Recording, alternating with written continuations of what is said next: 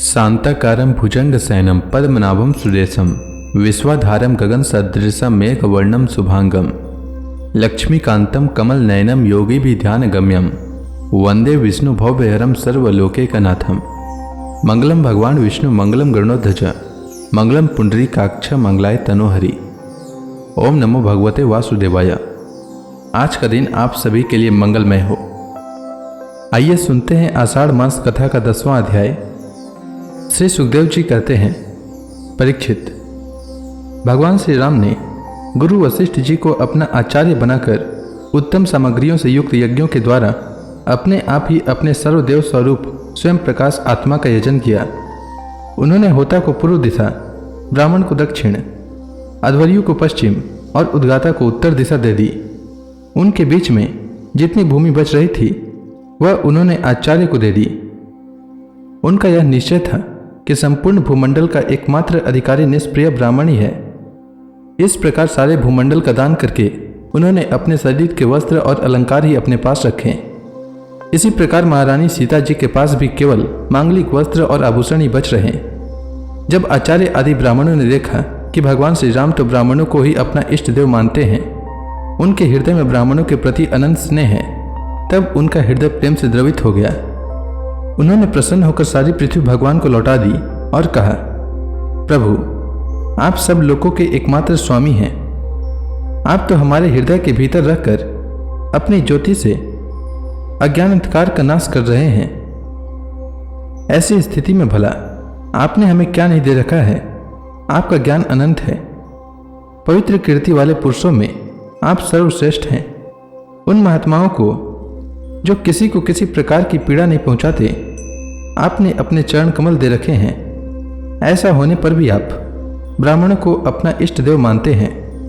भगवान, आपके इस राम रूप को हम नमस्कार करते हैं। परीक्षित, एक बार अपनी प्रजा की स्थिति जानने के लिए भगवान श्री राम जी रात के समय छिपकर बिना किसी को बतलाए घूम रहे थे। उस समय उन्होंने किसी की यह बात सुनी। वह अपनी पत्नी से कह रहा था, अरे तू दुष्ट और उल्टा है। तू पराये घर में रह कर आई है। स्त्री लोभी राम भले ही सीता को रख ले, परंतु मैं तुझे फिर नहीं रख सकता। सचमुच सब लोगों को प्रसन्न रखना टेढ़ी खीर है, क्योंकि मूर्खों की तो कमी नहीं है।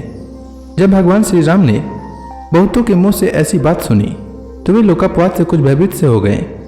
उन्होंने श्री सीता जी का परित्याग कर दिया और वे वाल्मीकि मुनि के आश्रम में रहने लगी। सीता जी उस समय गर्भवती थीं। समय आने पर उन्होंने एक साथ ही 2 पुत्र उत्पन्न किए। उनके नाम हुए कुश और लव। वाल्मीकि मुनि ने उनके जात कर्म आदि संस्कार किए। लक्ष्मण जी के 2 पुत्र हुए, अंगद और चित्रकेतु। परीक्षित, इसी प्रकार भरत जी के भी 2 ही पुत्र थे, तक्ष और पुष्कल। तथा शत्रुघ्न के भी 2 पुत्र हुए, सुबाहु और श्रुतसेन। भरत जी ने दिग्विजय में करोड़ों गंधर्वों का संहार किया। उन्होंने उनका सब धन लाकर अपने बड़े भाई भगवान श्री राम जी की सेवा में निवेदन किया। शत्रुघ्न जी ने मधुवन में मधु के पुत्र लवण नामक राक्षस को मारकर वहां मथुरा नाम की पुरी बसाई। भगवान श्री राम के द्वारा निर्वासित सीता जी ने अपने पुत्रों को वाल्मीकि जी के हाथों में सौंप दिया और भगवान श्री राम के चरण कमलों का ध्यान करती हुई वे पृथ्वी देवी के लोक में चली गईं। यह समाचार सुनकर भगवान श्री राम ने अपने शोकावेश को बुद्धि के द्वारा रोकना चाहा, परंतु परम समर्थ होने पर भी वे उसे रोक न सके, क्योंकि उन्हें जानकी जी के पवित्र गुण बार बार स्मरण हो आया करते थे। परीक्षित, यह स्त्री और पुरुष का संबंध सब कहीं इसी प्रकार दुख का कारण है। यह बात बड़े बड़े समर्थ लोगों के विषय में भी ऐसी ही है। फिर गृहस्थ विषयी पुरुष के संबंध में तो कहना ही क्या है। इसके बाद भगवान श्री राम ने ब्रह्मचर्य धारण करके 13,000 वर्ष तक अखंड रूप से अग्निहोत्र किया। तदंतर अपना स्मरण करने वाले भक्तों के हृदय में अपने उन चरण कमलों को स्थापित करके, जो डंडक वन के कांटों से बिंद गए थे, अपने स्वयं प्रकाश परम ज्योतिर्मय धाम में चले गए। परीक्षित, भगवान के समान प्रतापशाली और कोई नहीं है, फिर उनसे बढ़कर तो हो ही कैसे सकता है। उन्होंने देवताओं की प्रार्थना से ही यह लीला विग्रह धारण किया था। ऐसी स्थिति में रघुवंश शिरोमणि भगवान श्री राम के लिए यह कोई बड़ी गौरव की बात नहीं है कि उन्होंने अस्त्र शस्त्रों से राक्षसों को मार डाला या समुद्र पर पुल बांध दिया। भला उन्हें शत्रुओं को मारने के लिए बंदरों की सहायता की भी आवश्यकता थी क्या? यह सब उनकी लीला ही है। भगवान श्री राम का निर्मल यश समस्त पापों को नष्ट कर देने वाला है। वह इतना फैल गया है कि दिग्गजों का श्यामल शरीर भी उसकी उज्ज्वलता से चमक उठता है। आज भी बड़े बड़े ऋषि महर्षि राजाओं की सभा में उसका गान करते रहते हैं। स्वर्ग के देवता और पृथ्वी के नरपति अपने कमनीय किरीटों से उनके चरण कमलों की सेवा करते रहते हैं। मैं उन्हीं रघुवंश शिरोमणि भगवान श्री रामचंद्र जी की शरण ग्रहण करता हूँ, जिन्होंने भगवान श्री राम का दर्शन और स्पर्श किया, उनका सहवास अथवा अनुगमन किया। वे सब के सब तथा कौशल देश के निवासी भी उसी लोक में गए जहाँ बड़े बड़े योगी योग साधना के द्वारा जाते हैं। जो पुरुष अपने कानों से भगवान श्री राम का चरित्र सुनता है, उसे सरलता, कोमलता आदि गुणों की प्राप्ति होती है। परीक्षित, केवल इतना ही नहीं, वह समस्त कर्म बंधनों से मुक्त हो जाता है। राजा परीक्षित ने पूछा, भगवान श्री राम स्वयं अपने भाइयों के साथ किस प्रकार व्यवहार करते थे तथा भरत आदि भाई, प्रजाजन और अयोध्यावासी भगवान श्री राम के प्रति कैसा बर्ताव करते थे? श्री सुखदेव जी कहते हैं, त्रिभुवनपति महाराज श्री राम ने राज सिंहासन का स्वीकार करने के बाद अपने भाइयों को दिग्विजय की आज्ञा दी और स्वयं अपने निज जनों को दर्शन देते हुए अपने अनुचरों के साथ वे पुरी की देखरेख करने लगे। उस समय अयोध्यापुरी के मार्ग सुगंधित जल और हाथियों के मदकणों से सींचे रहते। ऐसा जान पड़ता मानो यह नगरी अपने स्वामी भगवान श्री राम को देखकर अत्यंत मतवाली हो रही है। उसके महल, फाटक, सभा भवन, विहार और देवालय आदि में स्वर्ण के कलश रखे हुए थे और स्थान स्थान पर पताकाएं फहरा रही थी। वह डंडल समेत सुपारी, केले के खंभे और सुंदर वस्त्रों के पट्टों से सजाई हुई थी।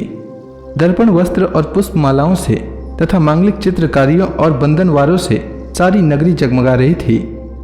नगरवासी अपने हाथों में तरह तरह की भेंटें लेकर भगवान के पास आते और उनसे प्रार्थना करते कि देव, पहले आपने ही वारा रूप से पृथ्वी का उद्धार किया था, अब आप ही इसका पालन कीजिए।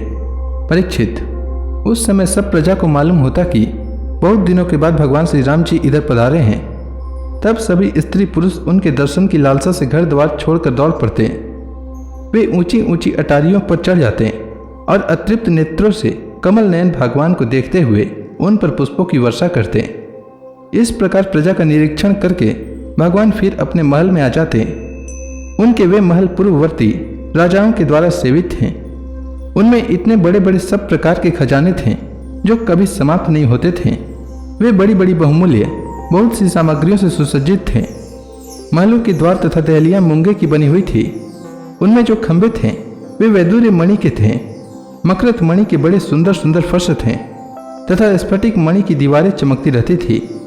रंग बिरंगी मालाओं, पताकाओं, मणियों की चमक, शुद्ध चेतन के समान उज्ज्वल मोती, सुंदर सुंदर भोग सामग्री, सुगंधित धूप दीप तथा फूलों के गहनों से वे महल खूब सजाए हुए थे। आभूषणों को भी भूषित करने वाले देवताओं के समान स्त्री पुरुष उसकी सेवा में लगे रहते थे।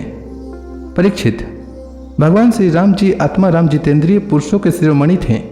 उसी महल में वे अपनी प्राण प्रिय प्रेममयी पत्नी श्री सीता जी के साथ विहार करते थे।